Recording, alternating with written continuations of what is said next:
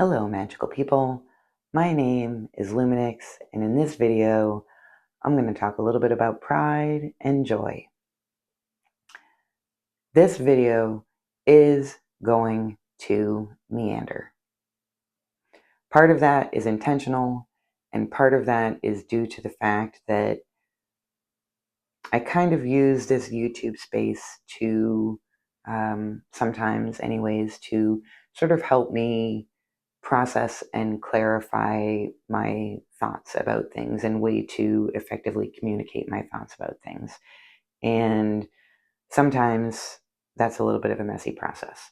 So that is a second reason why this will probably be a meandering video. And yeah, having said that, I'm going to just dive right in. So 2 points of inspiration for me for making this video is that, one, where I live, we don't have our local Pride weekend and celebrations, official ones, until the latter part of July. So, as is appropriate, in my personal humble opinion, Pride season here is, rather than being just a month, we kind of get like a full 6.5 weeks. And so when I had made my last video, Pride and Hate Crimes, which I posted on Pride Eve and recorded Pride Eve, I'd kind of had it in the back of my mind that Pride would be maybe a theme that I would be returning to if I made any other videos in the next several weeks. Also, having that in the sort of back of my mind, and just being who I am, I didn't really want my most recent video for too long to be one that had the title of Hate Crimes. I guess I wanted to bring it back to something else, and kind of, joy seemed like an appropriate flip of the coin, and one that I have many thoughts and feelings about. And also, the second point of inspiration is due to the YouTube algorithm. So thank you, YouTube algorithm, for sending Lobotomy World my way. She is a small creator. I mean, bigger than me, but I mean, who isn't bigger than me? But I think less than 15,000. It might even be less than 10,000. I can't actually remember. I've watched a couple of her videos, thought they were great. So there was one that sort of pulled me in because it was just such a great title. And it was called The Epidemic of Trans-Hating Gay Men, which is, fortunately for me, nothing I have a whole lot of personal experience with, but something that I know is definitely out there and something that I intentionally keep out of my space. But then I ended up coming across another one of her videos called Queer Joy is a Scam. And it's a pretty short video. I thought it was fantastic. I watched it several times. I wish I could like it more than once. And maybe if you go watch it and you also like it, you can give it a like, because then I could like it more than once, sort of effectively anyways. So that would be great. Oh, and while you're at it, also like this video. That'd be also amazing and deeply appreciated. But anyways, loved this video, thought it was great. And I'm not really here to even talk so much about that video itself, except that to say that it was really, in the long run, it ended up being pretty thought-provoking for me. And so I am especially appreciative of that. And so my sort of outline for this video, I kind of made some bullet points, and the bullet points that I kind of made were are sort of like points that she made or statements that she made within her video that I found particularly thought-provoking. So I don't remember if she actually said this specifically or if this was just an impression that I got, but it felt like there was an equivalence being made between happiness and joy. And I am definitely no expert in emotions. I mean, I kind of am, but I'm kind of not. It's weird. Um, and if you're interested in finding out more about that, just dive into Myers-Briggs and look into FE and FI, and it's a wonderful rabbit hole. But anyways, that's not the point of this video. Um, but what I will say is that joy and happiness are definitely not the same, in my opinion. And for me, the feeling of joy somehow envelops the entirety, because it's not just like, although I'm sure that if I really sat down and thought about it, or was a person who was able to see, it was able to think super deeply about things, um, I'm not really talking about like joy in an innocent kind of way. Like, I'm not talking about like the kind of joy that babies experience, for example. I'm kind of talking more about like the kind of joy that adults, um, with fully cooked brains, can sort of experience. And I think to experience joy as an adult, you have to also have kind of like come to that full circle. Like, there's this implicit despite that comes after the phrase, I feel joyful. Um, and it is also not, in my experience, and again, not an expert, so you do you, take what resonates, leave the rest, blah, blah, blah. It is also not a particularly long lasting sensation. Like, the moments for myself, either in my day to day life or in recollecting about prior times in my life where I've accessed things that I could, in my mind, call joy, they were all very fleeting moments. And so it's not, I don't know that it is, that I would even call it an emotional state at all, honestly. And so it's quite different from happiness. And I just wanted to put that distinction out there. And I will later on, hopefully, if I don't meander too far, return to a more clearer statement about what joy is to me, now that I've told you a little bit about what it is not to me. It is not happiness. Also, joy, in my opinion, like, that is not the end goal. That is not the destination, if there is one. It is more a moment of respite, in a way. It's not a place that you're aiming to go. It's the miraculous thing that happens along the way. Um, so I don't know if that makes sense to anyone, but also, one of the points that she made in the video is, talking about some people referencing like good news segments as, being a way to tap into queer joy. And that certainly can help you tap into queer joy, but it is in and of itself absolutely not queer joy. And that, now that I've talked a little bit about joy specifically, I want to talk, add a little bit more nuance, and talk about the queer joy aspect of it.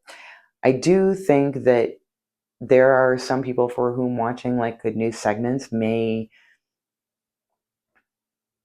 assist them in experiencing a feeling of joy in their own mind, especially in a time when we are hearing so much bad news. So I certainly don't want to negate it and downplay it. The good news segments, they are a tool, and they are, I think, a net positive, but it is also not, I think, for most people, a way to access joy, and certainly specifically not queer joy.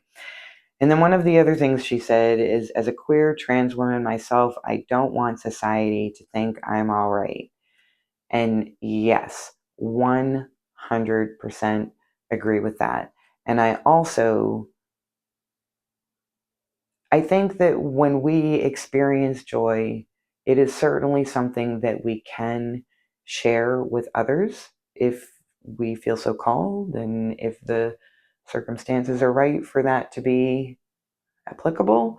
But I think that, like, most of the joy that I feel is really for myself. It's not, and I don't mean that in a selfish way. I mean that it's such an ephemeral thing that in and of itself, it is actually quite difficult to share with the world. But what it does do for me is it puts a little bit of fuel in my tank so that I can continue to show up in the world and so that I can continue to thrive in the world while also saying that I am thriving despite the fact that things are utter shit and that I recognize that it's only because of a lot of privileges that I have that I am able to. So I don't think that, again, maybe this is just, a difference in semantics, the subtlety between the difference of happiness and joy and how those get conflated. But I agree. I do think that I don't think that, well, I don't think that things are good. I think there are a lot of things that are wrong. And I think that to pretend that things are good doesn't serve anybody. It certainly doesn't serve ourselves. And as a queer person, it doesn't serve a queer person representing themselves to what's at least probably partially a non-queer audience. I don't actually really know. I mean, I have an idea of who some of y'all are, but I don't know who y'all are. So I don't really know. I mean, but anyways, my point is that, like, what is my point? My point is that I think it is appropriate to both say things are shit and I am struggling as a result of it. And even despite that, I am able to have moments where I experience joy, whether it's the simple joy of being in the garden or the more like queer specific joy of being in community and watching a really great drag show that it just blows everybody's tops off with its amazingness. That can all exist and hopefully will all exist, because that's, I think, how we're going to survive this experience. So I both wanted to validate and uplift her point, which is why I actually wrote it down and quoted it directly. But I also wanted to say that, one, we don't have to share our joy with anybody ever. That I do not believe is like our obligation. I think that when we are resourced enough and we have enough joy, that at some point our cup will overflow and that joy will just happen in the world, because that joy that you're able to experience for yourself allows you the fuel to keep pushing through and keep reaching for those moments despite all of the trash that's happening. So I'm already like 14 minutes in and I've gotten to like not very much of this. So we'll see if this video gets posted. We'll see how long it is. But I also want to acknowledge some more specific things. And this is where I might meander. I know you thought the meandering already happened. The meandering is just now probably about to happen. So I wanted to fully acknowledge that no, things are absolutely not okay right now. Things are not okay right now. And I don't want anybody to get that wrong. Not when trans people are being denied basic human rights, dignity, and access to life-saving, gender-affirming care. And I think I mentioned already before, I don't know, I started this video so many times I've lost track of what I've actually said and what I haven't, but I originally kind of started making notes for this video like a couple of weeks ago.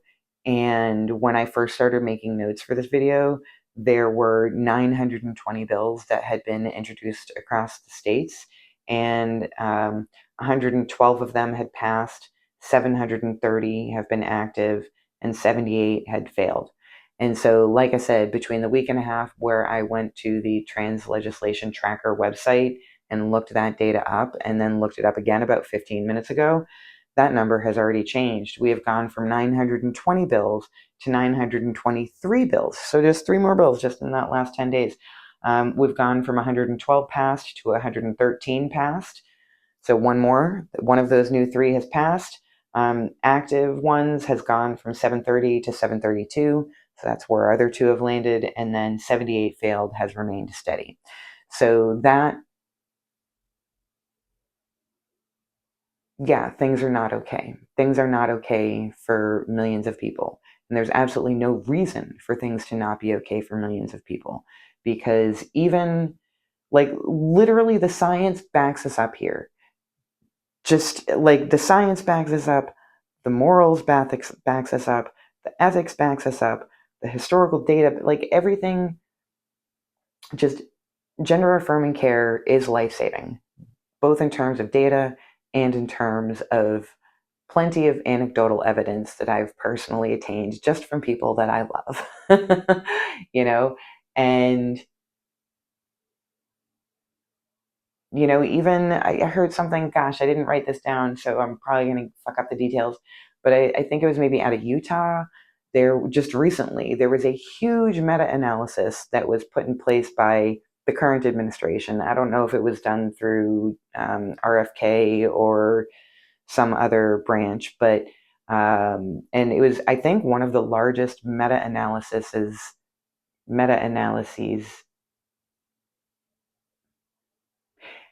analyzations of the metadata that had been done. It's one of the largest. And basically, it concluded that, like, yeah, gender affirming care is life saving.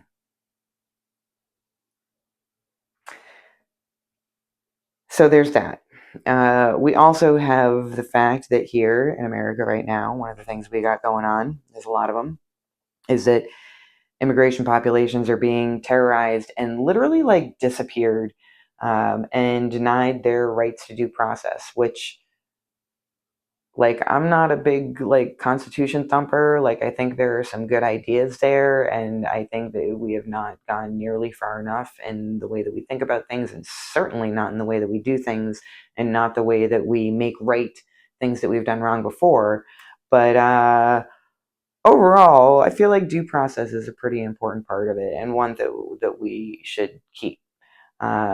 And what's downright disturbing is the fact that a lot of these actions by ICE are being done by people who are masked, they're unidentified, they're not wearing uniforms, they don't have name badges on, um, they're like wearing balaclavas. Like, it's deeply, deeply terrifying. And there have already been people who have done mimicries of that and hurt people and victimized people. And like, this is just being so vociferously defended by the administration that, like, they just feel no shame at all. And like, this is, I know many, many people have made comparisons to 1930s Germany, and I'm not going to go 100% for that. I don't think we're bound for things to end here the way they ended there. But there are definitely steps towards authoritarianism that dictatorial leaders have taken before. And having a much beefed up and less trained, less organized, less disciplined police slash military force is not an expansion of democracy. It's just not. And the way that this is all being carried out is deeply worrying. Like beyond worrying. Like this shit should be keeping us up at night, and I mean, it does for me. Um, and like, I obviously was never a like Trump supporter to begin with. I think he's absolutely fucking god awful. But like, even his talking statements were talking about getting rid of the like wicked bad. Well, he didn't say wicked. What did he say? That, I don't know, the super bad ones, the criminals and shit. And like, they're not even like, I never believed that that was a plan. If you just looked at the numbers that they were talking about out there, and there's no reasonable way you could have come to the assumption that they were talking about criminals, because that's just asinine. But they are just not even dog whistling to that anymore. They're literally showing up at schools. They're literally showing up at courthouses for people who coming to disappear people who are literally following the fucking law as it was presented to them. Like, it's just see, this is why I said it was going to be the meandering bit, because this stuff, like, if you're not disturbed by that, like, I do not get you. I just really do not get you. Yeah. And on that note, see, I knew I was going to meander, so I'm glad I have notes.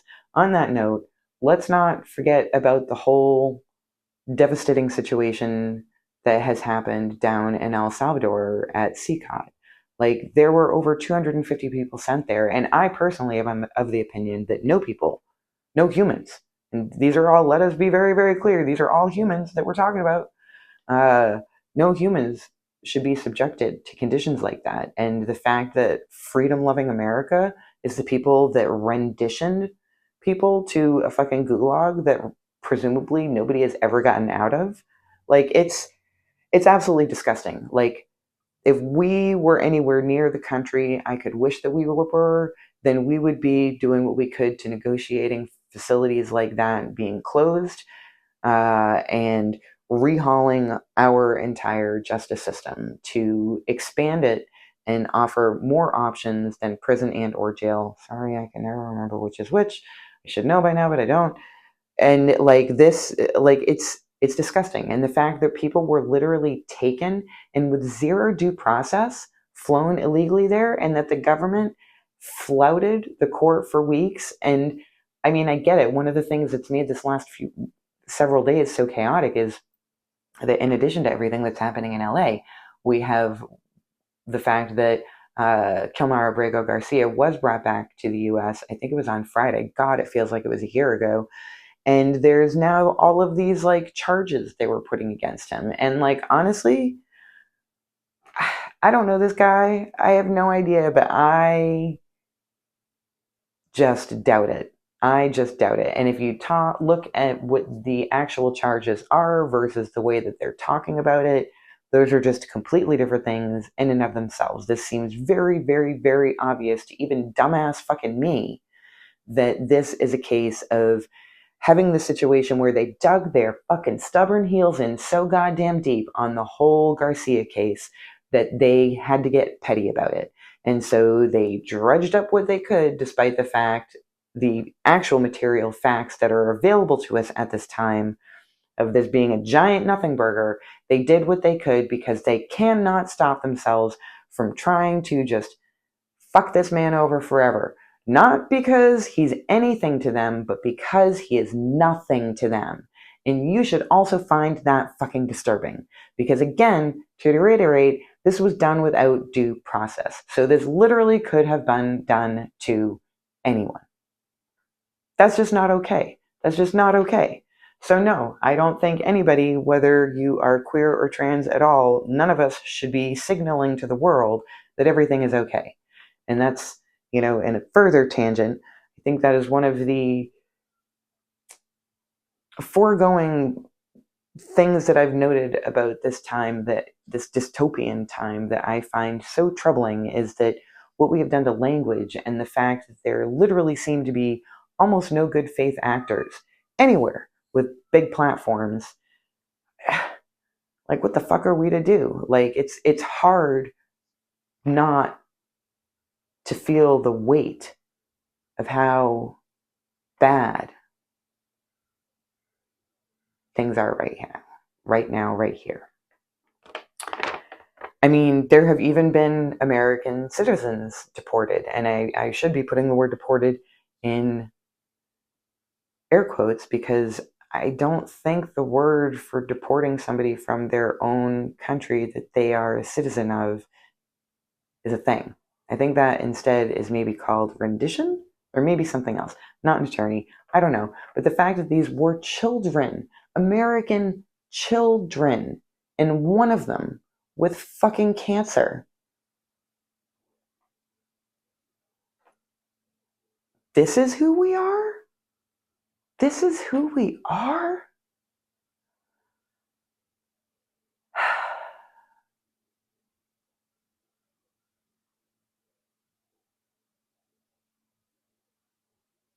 Is this who we are?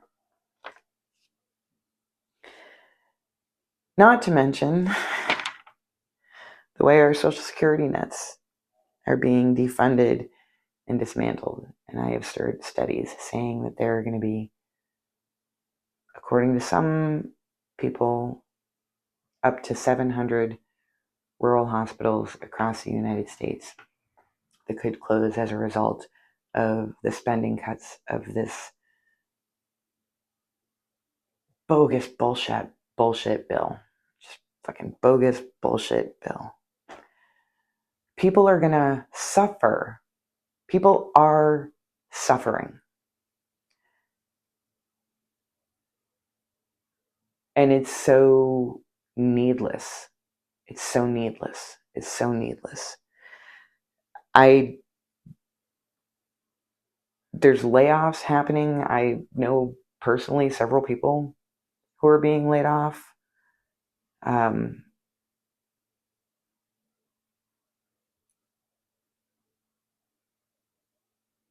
Prices are definitely not any less expensive than they were before.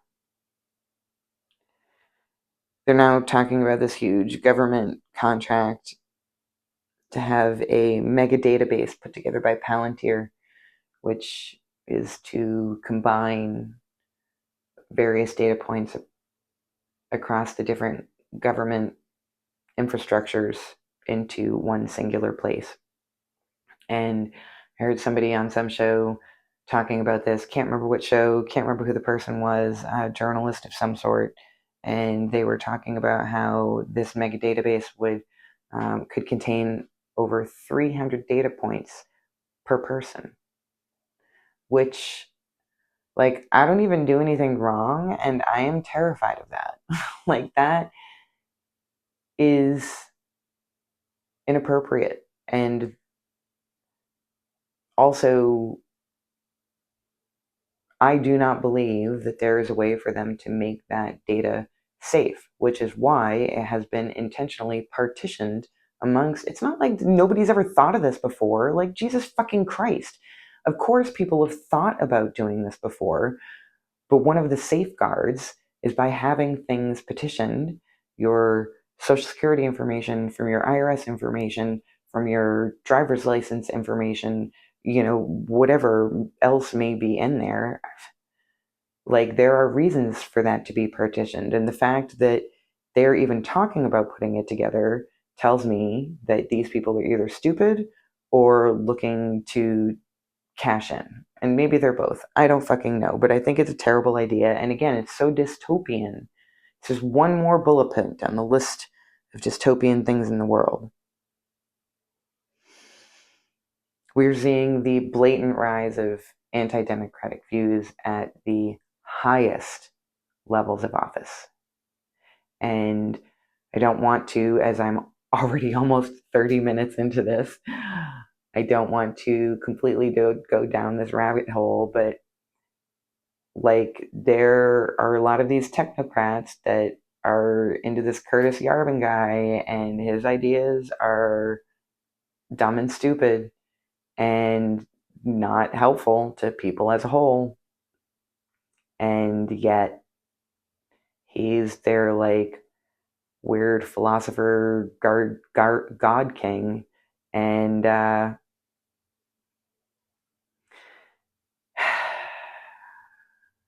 it's not good. It's not good. It's not good. It's not good. And let's also not forget that even though it's been a couple of years since Roe v. Wade was overturned, during that time we have seen that women and pregnant people are dying from a lack of access to abortions and appropriate health care. We're seeing maternal mortality rates go up. I think across the board, definitely amongst several states with the most restrictive bans in place. And also the fact that like things are moving so fast. Let's not also forget that we are witnessing an actual genocide happening right now.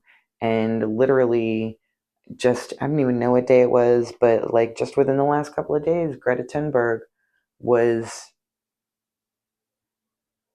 detained within international waters and then brought to a country she wasn't trying to go to and then deported from that country, all for the supposed crime of trying to bring aid to starving fucking people. Like, honestly, you know what? I don't even care about the details. I don't like people can spend the next 700 years talking about the details of what has happened in the last couple of years. Doesn't fucking matter in my mind. At this point, we are faced with witnessing people fucking starving to death en masse for no reason. Like, there's food, there, there's food rotting in places while people are starving to death. And that, again, I'm just shocked that this is who we are. I'm just shocked that this is who we are. I mean, some part of me always feared it. And I don't truly believe that as a whole, that people are like this.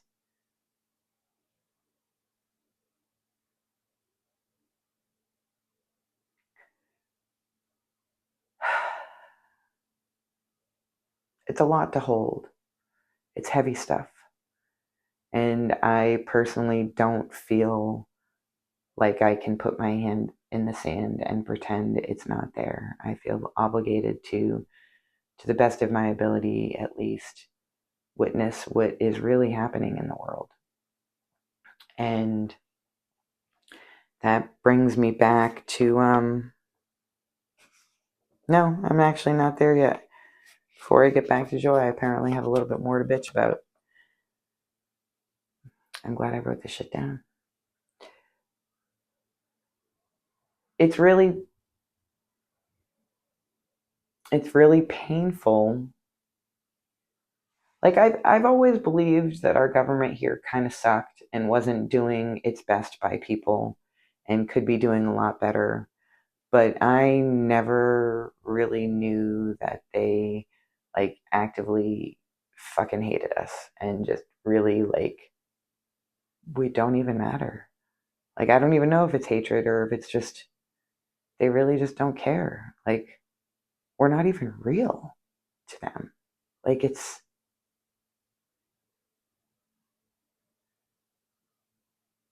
gobsmacking is what it is. You know, and like even I've noticed lately and this is in some ways God, I haven't even talked about what's happening in fucking LA. Like, this video is too long. Like, I doubt anybody will watch it, but fuck it, I'll probably post it anyways, because why not? I made it. Fucking whatever. But, okay.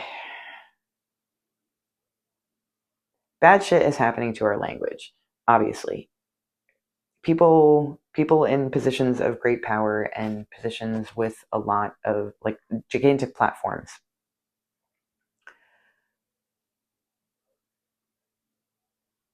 are just using language irresponsibly, lying unchecked over and over and over and over again. And the amount of misinformation and disinformation is staggering. And one of the things that I think this is just, there are many, many examples of this that I obviously won't get into right now because I'm already exhausted. But one of the things I've noticed just over the last few days since all of this shit has happened in LA, which I guess, by the way, to sum it up, I'm assuming you already know what's going on. But from my perspective, it seems apparent that what has happened is that um, on Friday, ICE decided to do a bunch of raids, and because Steve Miller is just an evil motherfucker and does not, again, see these people as actual people, they are trying to get the numbers of people that are being deported up significantly. I think they're averaging like, I think the highest day, like I just heard it today, it was some stupid small number. Like I think it was 1,600 a day, was their highest, and their average is like a few hundred a day. Few hundred a day. And Stephen Miller is telling them that he wants it to be 3,000 a day and telling them to go to places of work. So very clearly not going after criminals. Like Stephen Miller would like to deport everybody who is here in an undocumented manner. They would like to deport people who were not born here who are documented appropriately. He would like to deport people who were not born here but became citizens. He would like to deport probably some first generation Americans, would be my guess, depending on which country they were from, because he is truly a white nationalist and just not a very nice guy. So he would like to see deportation 10 times higher than it is, I am sure. But he is demanding that it is up to 3,000 a day. And so as a result, you see people freaking the fucking out, freaking the fuck out. And so they are carrying out these raids, again, by people who are like not acting responsibly, not acting in an organized way. These guys are bad. And also there is no way to hold them accountable because they are masked and unidentified and not even wearing uniforms. It's so wrong in so many ways. So on Friday, there was an ICE raid and people came to protest, and as they should. And it is what it is. I generally think the police tend to overreact to protesters in general, and I have witnessed that and experienced that personally myself, as well as seen many, many other examples of people experiencing it. And but it was all within the bounds of this is to be expected when you have a government doing authoritarian fascist bullshit and disappearing people off of the streets, taking children away, taking parents away. They are terrorizing communities. That is what our government is doing right now, is they are terrorizing American communities, which, yeah, of course people are going to show up and protest for that. That is a pretty good thing to do, in my opinion. And everything was under control, but Donald Trump doesn't like anybody talking about him bad in any way, and he's a big baby, so he first called in the National Guard and did so the National Guard is supposed to be something that is instigated by the governor of a state, and he directly went over Newsom's head and called in the National Guard. But of course, because none of these people given these very important jobs, I'm looking at you, Hegseth, know what they are doing and should have the jobs that they have. When all of those people showed up there, I guess they have been sleeping on the floor. There's no facilities. There's no food set up for them. Just nobody coordinated this shit. And also, they shouldn't be there. And also, since then, I guess there's a buttload of military, or a buttload of, I think it was 700 Marines that have been brought in. So essentially, what has happened is that they weren't doing it perfectly, but they were doing it. Well, they were doing it. The local response was doing fine on its own, but because even though they're fucking police, because they happen to be in a blue state, in a blue city, and Donald Trump doesn't like people talking bad about him, he just keeps escalating it. And the more he has escalated it, the more out of hand it gets, because the more he escalates it, he is showing his hand at being authoritarian and dictatorial and out of alignment with the stated values of this nation, as well as the stated laws of this nation. So, of course, he is engaging in inflammatory behavior, and as a result, inflammation is happening. And it's scary. I'm not I'm not I think those people there are very brave. I would not claim to be that brave if that were happening here in Portland. I do go to protests, I do go to marches, I do go to organized events, but I'm not an agitator in any way. And yet I do recognize that apparently it takes a diversity of tactics when our rule of law and our democracy is being threatened in the ways in which it is. this is serious, difficult times, and it's almost like every single front is seeing a retraction in some way. Every single front is seeing a rollback, or there's uncertainty, or there's chaos, and it literally feels like it's in the air right now.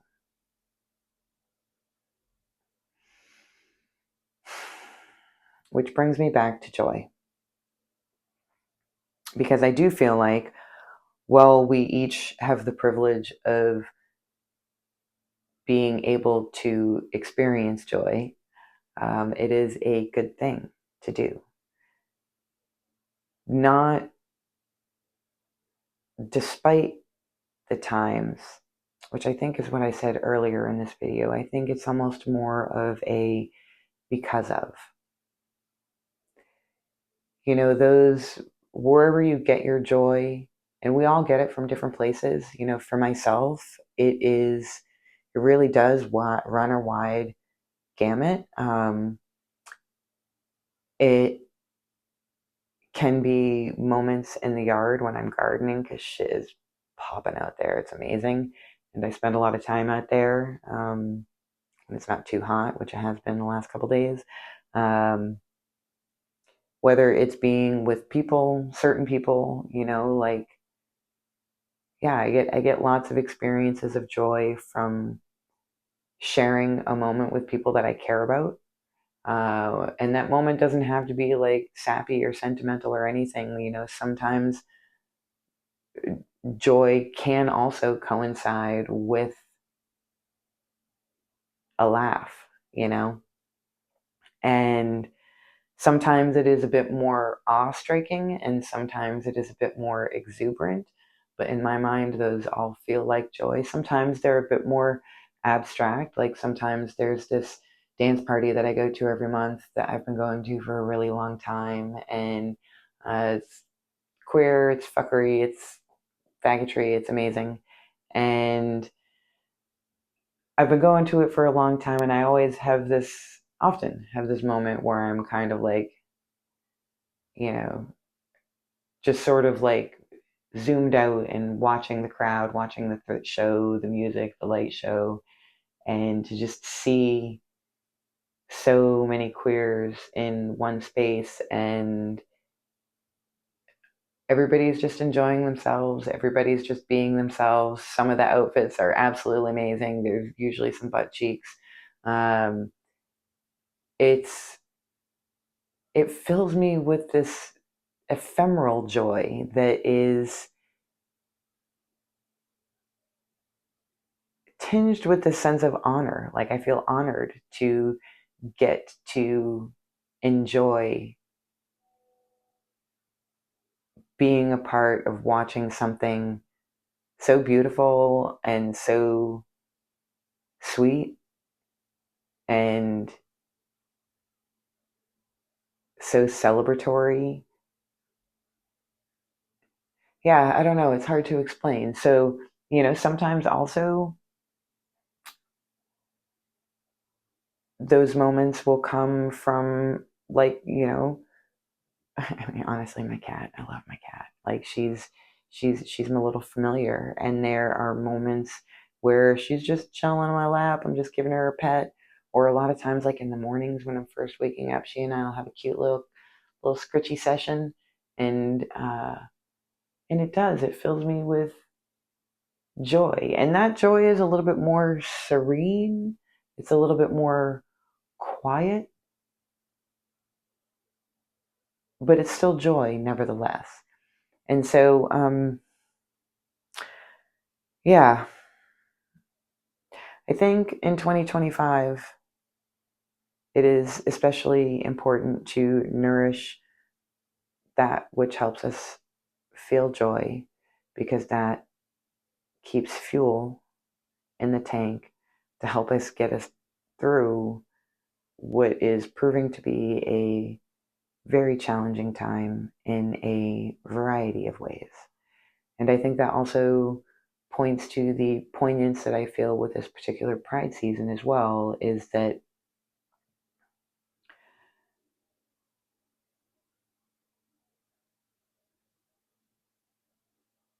I feel like this should be such a non-issue at this point. And I want people to be able to have their radical self-expression and to be who they actually are. Because when we are more authentically ourselves, not only do we experience life in a more happy, joyful, satisfactory, meaningful, insert your favorite adjectives there. Um, Not only that, but also it does spill out into the world around us and we can direct that abundance. So I think it's really important for us to foster that within ourselves right now. Pride is important right now. Pride is especially important, I think, right now, because there are so many things trying to attack that sense of pride. And I think we should continue to feel it. I think that having the bravery and the courage to be who you are and to make your life what you want your life to be are things that you should be proud of, regardless of the particulars. Um, and yeah, whew, ain't no one gonna watch this one. But on the off chance someone has made it here, I can't end without saying thank you so much for being here. Please like, subscribe, blah, blah, blah. Above all else, don't forget to be kind and gentle with yourselves, and I will see you